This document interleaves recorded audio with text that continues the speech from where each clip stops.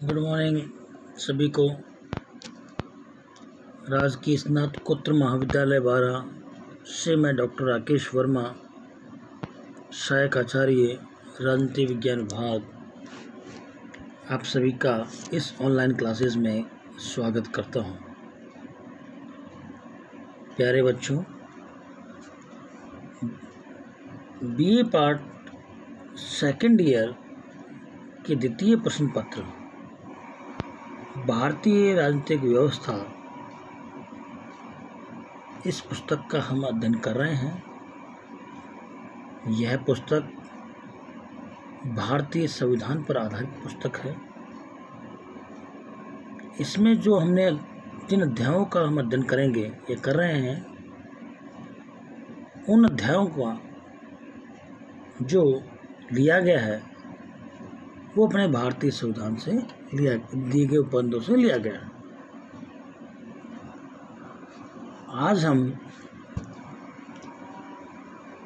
भारतीय लोकसभा के अध्यक्ष और उपाध्यक्ष के बारे में चर्चा करेंगे।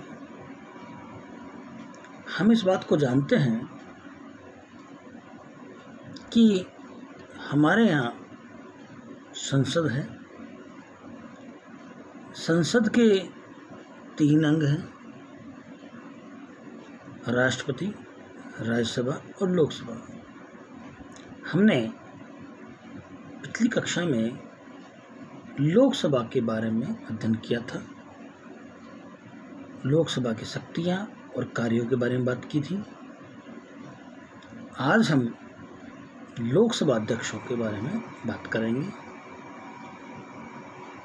जो सदन है लोकसभा, उस सदन में 545 लोकसभा सदस्य बैठते हैं। किसी भी विधेयक पर चर्चा करना या नियम या कानून बनाने के लिए वहाँ पर एक सदन बैठाया जाता है। उसकी अध्यक्षता जो व्यक्ति करता है उसे लोकसभा अध्यक्ष कहा जाता है। उसकी अनुपस्थिति में कार्य करने के लिए एक उपाध्यक्ष की नियुक्ति की जाती है। ऐसा भारतीय संविधान के अनुच्छेद 93 में लिखा गया है। लोकसभा अध्यक्ष भारतीय संसद के निम्न सदन लोकसभा का सभापति एवं अधिष्ठा होता है। उसकी भूमिका वेस्टमिनिस्टर प्रणाली पर आधारित है। किसी भी अन्य शासन प्रणाली के विधायकी सभापति के समान होती है। उसका निर्वाचन लोकसभा चुनाव के बाद लोकसभा की प्रथम बैठक में ही कर लिया जाता है। वह संसद के सदस्यों में से ही 5 वर्ष के लिए चुना जाता है। लोकसभा उपाध्यक्ष, लोकसभा अध्यक्ष के बाद उपाध्यक्ष लोकसभा का कार्य निर्वाह करता है। लोकसभा के उपाध्यक्ष को विपक्ष से चुने जाने की परंपरा है। लोकसभा के सदस्य अपने में से ही किसी एक का उपाध्यक्ष के रूप में चुनाव करते हैं। यदि संबंधित सदस्य का लोकसभा की सदस्यता खत्म हो जाती है तो अध्यक्ष या उपाध्यक्ष पद स्वयं ही खत्म हो जाते हैं। कार्यकाल, हम जानते हैं अध्यक्ष और उपाध्यक्ष का कार्यकाल लोकसभा विघटन होने तक होता है। कुछ परिस्थितियों में वह इससे पहले भी पदमुक्त हो सकता है। वो चाहे तो इस्तीफा दे सकता है। अध्यक्ष अपने हस्ताक्षर सहित अपना त्यागपत्र उपाध्यक्ष के पास देता है और उपाध्यक्ष अपना त्यागपत्र अध्यक्ष के पास भेजता है। अध्यक्ष तथा उपाध्यक्ष अपने पद से हटाए जा भी सकते हैं। वे तीनों रखते हैं। लोकसभा को राज्यसभा के सभापति, उपराष्ट्रपति के समान मासिक वेतन एवं अन्य भत्ते मिलते हैं। मई 2002 को संसद द्वारा पारित एक संशोधन विधेयक के अनुसार यदि लोकसभा के अध्यक्ष की मृत्यु उसके पद पर रहने की अवधि में ही हो जाती है तो उसके परिवार यानी पति पत्नी को पेंशन, आवास, स्वास्थ्य सुविधाएं मिल सकेंगी। ये ध्यान रखना चाहिए कि यह सुविधा अब तक राष्ट्रपति एवं उपराष्ट्रपति पदों के लिए ही थी। साथ ही लोकसभा अध्यक्ष को केंद्रीय मंत्री के समान भत्ता और वेतन कर देने का प्रावधान है। पद से हटाने की प्रक्रिया।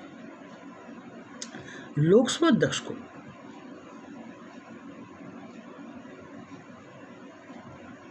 प्रभावी बहुमत द्वारा हटाया जा सकता है, परंतु 14 दिन पहले इसकी सूचना लोकसभा अध्यक्ष को देनी होती है। यदि लोकसभा के तत्कालीन सदस्यों के बहुमत से इस आशय का प्रस्ताव पारित हो जाए, परंतु इस प्रकार का कोई प्रस्ताव लोकसभा में तभी पेश हो सकेगा जबकि इस प्रकार के प्रस्ताव को पेश करने के लिए कम से कम 14 दिन पूर्व सूचना दी जाएगी। यदि लोकसभा को भंग कर दिया गया तो अध्यक्ष लोकसभा को भंग होने के बाद अपने नवीनतम लोकसभा के प्रथम बैठक से पहले तक अपने पद को खाली नहीं करेगा। जब अध्यक्ष या उपाध्यक्ष में किसी की पदच्युति के लिए प्रस्ताव विचार हो रहा हो तो वह व्यक्ति जिसकी हटाने का प्रस्ताव पारित किया आया है लोकसभा का सभापति नहीं रहेगा। अध्यक्ष की अनुपस्थिति में उपाध्यक्ष सभापति रहेंगे। यदि अध्यक्ष और उपाध्यक्ष दोनों के स्थान खाली हैं तो अध्यक्ष के कार्य लोकसभा के उस सदस्य द्वारा किए जाएंगे जिसे राष्ट्रपति इस पद हेतु नियुक्त करें। लोकसभा द्वारा 1956 में स्वीकृत प्रक्रिया नियम के अनुसार लोकसभा के प्रारंभ पर या समय समय पर अध्यक्ष सदस्यों में से अधिकतम 7 सभापतियों की सूची बना के देगा, जिनमें से एक अध्यक्ष तथा उपाध्यक्ष की अनुपस्थिति में उनके रहने पर लोकसभा में सभापतित्व करेंगे। यदि लोकसभा में अध्यक्ष या उपाध्यक्ष में से किसी को उठाने का प्रस्ताव विचार हो रहा हो तो उस समय अध्यक्ष या उपाध्यक्ष को बोलने तो दूसरे प्रकार से उसकी कार्रवाई में भाग लेने का अधिकार होगा, परंतु अगर मत बराबर है तो उन्हें निर्णायक मत देने का अधिकार नहीं होगा। संविधान के अनुसार अध्यक्ष या उपाध्यक्ष को संविधान द्वारा निर्धारित प्रक्रिया द्वारा ही हटाया जा सकता है। उपाध्यक्ष अपना त्यागपत्र अध्यक्ष को संबोधित करता है और लोकसभा में उपस्थित सदस्यों के बहुमत से संयत किए हुए प्रस्ताव के अनुसार अध्यक्ष और उपाध्यक्ष दोनों को पद से हटाया जा सकता है। लोकसभा अध्यक्ष के कार्य। भारतीय संविधान के अनुसार भारतीय लोकसभा के अध्यक्ष को वे अधिकार प्राप्त है जो ब्रिटेन के लोक सदन के स्पीकर को उसकी शक्तियां और जो कार्य हैं उसका हम अध्ययन कर रहे हैं। संसदीय प्रक्रिया तथा कार्य संचालन नियम 1950 के तहत लोकसभा अध्यक्ष को निम्न शक्तियां और कार्य प्रदान किए गए। पहला है वाद विवाद में समय निर्धारण करना। वह सदन के नेता से परामर्श विषयों के संबंध में वाद विवाद का समय निर्धारण करता है। कार्यक्रम का निश्चय करना। वह सदन के नेता से परामर्श करके सदन का कार्यक्रम निश्चित करता है। प्रश्नों को स्वीकारना। किसी भी सार्वजनिक महत्व के विषय पर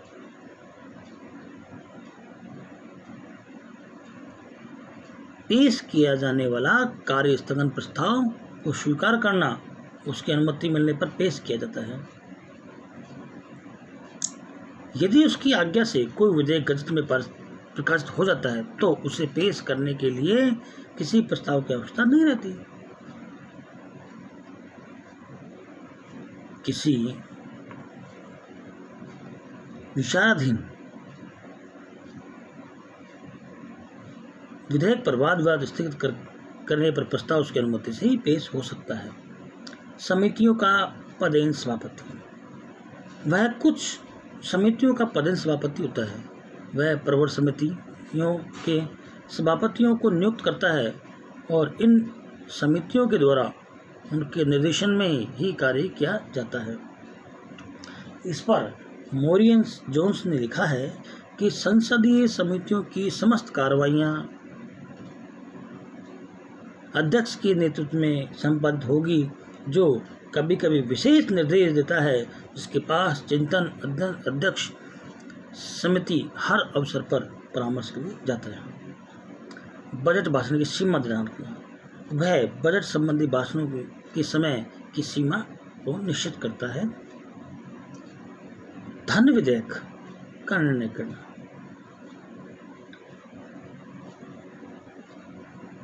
यदि संसद में पेश किया विधेयक धन विधेयक है या नहीं, इसका कार्य वह करता है। सदन में शांति और व्यवस्था बनाए रखता है। अध्यक्ष द्वारा ही संसद के सदस्यों को भाषण देने की अनुमति वही देता है। भाषणों का क्रम उसी के द्वारा निर्धारित किए जाते हैं। प्रक्रिया संबंधी विवादों पर उसका निर्णय अंतिम होता है। वह विभिन्न विधेयकों व प्रस्ताव आदि पर मतदान कराकर परिणाम घोषित करता है। यदि सदन में के किसी सदस्य का आचरण अव्यवस्था उत्पन्न करने वाला हो तो वह सदन के बाहर भेज दिया जाता है। यदि कोई सदस्य उसकी आज्ञा न माने, वह सदन की कार्रवाई में निरंतर बाधा डाले, तो वह उसकी सदस्यता को निलंबित भी कर सकता है। वह अपने विवेक के अनुसार सदन की कार्रवाई से ऐसे शब्दों को निकाल देने का आदेश दे सकता है जो उसकी समझ से अवशिष्ट और असंसदीय हो। वह दर्शकों के प्रवेश को नियंत्रित कर सकता है और किसी भी समय उन्हें बाहर जाने का आदेश दे सकता है। इसके अतिरिक्त कार्यपालिका व शासन के अन्य सत्ताओं के सदन के सदस्यों के अधिकारों की रक्षा का कार्य अध्यक्ष के द्वारा ही किया जाता है। उसकी एक विशेष शक्ति है कि वह आवश्यकता पड़ने पर इस बात का निर्णय करता है कि वह कोई धन विधेयक है या नहीं। अगला, लोकसभा अध्यक्ष की निष्पक्षता। लोकसभा अध्यक्ष निष्पक्ष होकर कार्य करे, यह हम चाहते हैं कि इससे संसदीय गरिमा बनी रहे। उससे अपेक्षा की जाती है कि वह अपने राजनीतिक दल से इस्तीफा दे ताकि कार्रवाई में निष्पक्षता बनी रहे।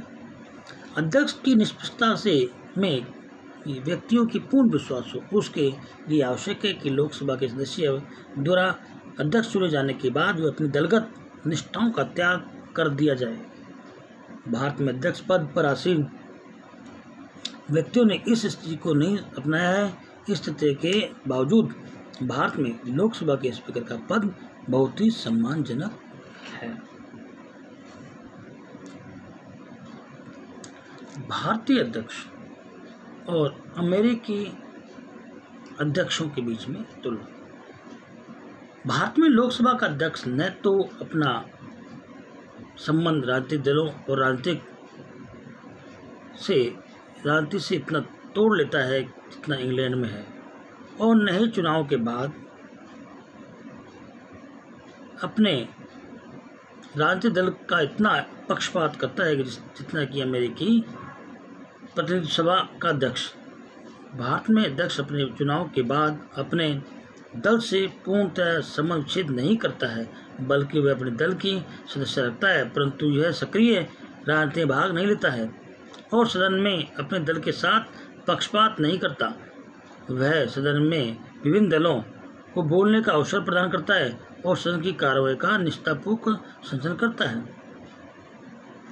अध्यक्ष निर्वाचित होने पर इस प्रकार का दृष्टिकोण अपनाता था कि सदन में स्पीकर निर्दलीय व्यक्ति के समान आचरण करे, किंतु सदन के बाहर वह दलगत निष्ठा रखता है।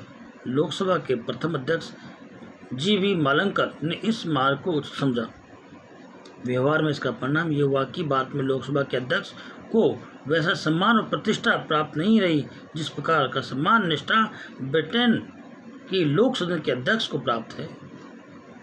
18 दिसंबर 1954 को लोकसभा के अध्यक्ष पद के विरुद्ध प्रस्ताव पेश किया गया। प्रधानमंत्री ने इस प्रस्ताव की निंदा की और यह प्रस्ताव पास न हो सका, किंतु अध्यक्ष पद पर के सम्मान को आघात लगा। इंग्लैंड तथा भारत के अध्यक्ष की स्थिति का अंतर भी स्पष्ट है। 1957 में अध्यक्ष के विरुद्ध अविश्वास प्रस्ताव पारित किया गया।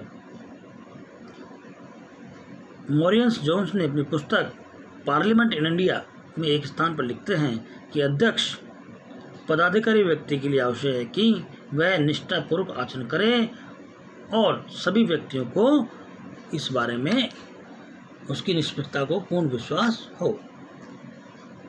इस प्रकार आज हमने पढ़ा स्पीकर की निष्पक्षता भारतीय संविधान में कुछ अंशों में दिखाई है। भारत की संसदीय व्यवस्था पर ब्रिटिश परंपरा का प्रभाव रहा है, हम जानते इसी बात को।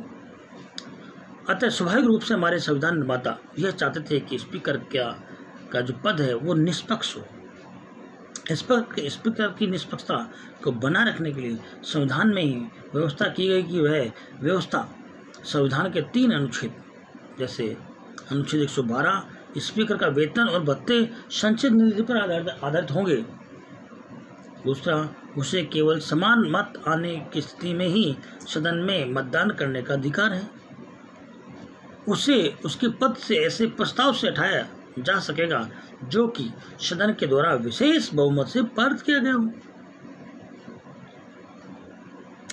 संविधान में तो स्पीकर की निष्पक्षता के लिए बहुत सी व्यवस्थाएं की। अब वह पद पर रहकर कितनी निष्पक्षता करता है ये उसके ऊपर निर्धारित है। आज की क्लास में हमने इतना ही। सभी का इस ऑनलाइन क्लासेस में धन्यवाद। Thank you.